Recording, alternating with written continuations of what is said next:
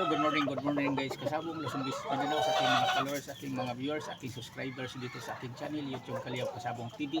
Sa umaga na ito ngayon, magbigay naman ko og konting tips sa inyong mga baguhan pa lang tungkol sa pagpalahi natin ng manok na hindi tayo puro talo. Dapat lamang sa panalo kaysa talo ang ating minamanok na pinapalahi. Excuse me, tulad ng ginagawa ko. Ito pala siya, ipakila ko sa inyo, kaya pinapalahi ko na ito siya. 2 times winner na ito, 2 bihis na mismo ko nanalo dito sa buong Pakistan. Kaya pinapalahi ko na siya kahit 2 panalo pa lang. Dahil kung anong nakita ko siya, na i-spar ko siya, practice o bitaw, ganun lang din ang ginagawa niyang kagalingan kung sa totoong laban na ipananalo na buwan niya sa laban niya. Kaya ang pinaka-importante dito para sa mga mabaguhan pa lang, na ang iparis nating lalaki sa ating inahin yung nagdaan na ng panalo o hindi man niya nagdaan panalo basta anak talaga ng mga winner. Huwag tayong kumukuha ng ipapalahi natin, padamihin nating manok nga alagaan natin na hindi galing sa mga winner na manok. Susunod ako kasi dyan ako sabong. Ito kasi siya, ang ama nito 3 times winner, tapos ang isang kapatid din ito nakatatlo, ito nakadalawa. Kaya linyada talaga nila nito. Kahit kung mapansin nyo, kahit hindi naman sa kabukuhan, pero kung anong husay nilang makipaglaban, makipaglaro sa ispar, sa bitaw, ganun din kung bibitawan mo na siya sa totoong labanan sa gradas na. Kasi may manok talaga kasabo nga sa totoo lang para sa mga mabaguhan ito nga hindi mananalo. Magaling lang talaga yan sa ispar, sa eksibisyon, pero pagdating na sa may bakal na sa labanan, pagdating na sa gradas, kung bibitawan mo na, ang daming dahilan na yan na pagkakamaling ginagawa niya. Minsan maagawan lang ng palo yan, o kaya gigiri, o kaya palampas-lampas ang mga palo. Di kagaya ng mga manok talaga ng alinyada na manalo kahit ang kalaban nakasampung palo na siya, sa kanya 2 o 3 lang, tapos ang laban agad kahit makaisang palo lang ang manok na sureball mananalo ng alinyada. Kung napanood niyo yan sa mga event sa derby, tingnan nyo naman kahit naunahan na ang mga alinyada ng winning line, kahit naunahan na, pero pag makaganti mananalo pa 2 tuka.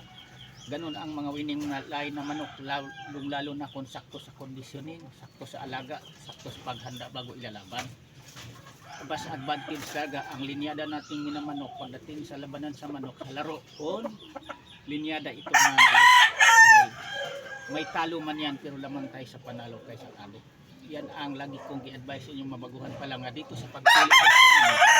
Hindi lang piliin natin na maganda ang hipo sa pangatawan, pugi, kasi ang kapugian sa manok hindi yan ang ipapanalo sa laban. Ang ipapanalo ang mahusay gumatog palo at sa kalinyadang manalo, kasi kahit ano naman din ka mahusay gumatog palo, kung hindi linyadang manalo ang manok, lalampas-lampas, kung makapatama man yan, hindi mapurukan ang kalaban. Pero kung isang ganti lang sa kalaban, isang bisis lang, talo na agad siya. Ganun talaga ang obserbasyon kasi sa manok. Pero ang manok na tulad nitong mga linyada na mga kalitay manok, kung may talo man, lamang sa panalo kaysa talo. At saka hindi ito sila natatalo na basta-basta lang yung kalaban na mag-uwi nga walang sugat sa katawan. Hindi na sa talagang kung talunin to sila, magdaan muna ng pahirapan ang kalaban bago matalo dito kung monogres. Kasi hindi itong linyada kayong pinadami ko ito, hindi ito umaayaw hanggang may hininga pa. Yan ang totoo dito sa mayroon itong dugo. Hindi ako nagmamanok ng umaayaw, iwanan ang kalaban na buhay. Papatay na ang kalaban, iwanan niya siya buhay, katakbo. Hindi ko nagmamanok ganon. Pinakal ko kaagad, pinapaulam ko na lang yan. Yan ang katotohanan yan. Kaya kayong mga baguhan pa lang, lagi kong i-advise sa inyo dito sa Industria Sabong, kasi kung marunong tayo, di naman tayo puro talo, may panalo tayo. kailangan ang sinabi ko yung marunong tayong mupili sa linyada. Nga linyada ang lamang sa panalo kaysa talo, winning line na linyada. Pinaka-importante yan. At saka bukod na marunong na magkondisyon tayo sa manok, idaan din natin sa kustura sa manok, sa mga kulay, sa mga balahibo, kung pwede ba sila sa mga araw na yon o sa buwan na yan. Kasi sa kulay, sinasabi ko na to sa unang mga content ko, ganitong talisay may panahon talaga ito nga hindi para sa kanila. Halos sila matatalo lahat. Pero may oras din ito, may araw din na halos sa kanila din lahat ang panalo sa mga kulay ganitong talisay. Yan lang, maraming salamat ulit sa pagpanood. Bukas ulit naman, ibang topic ang ipapaliwanag ko sa inyo.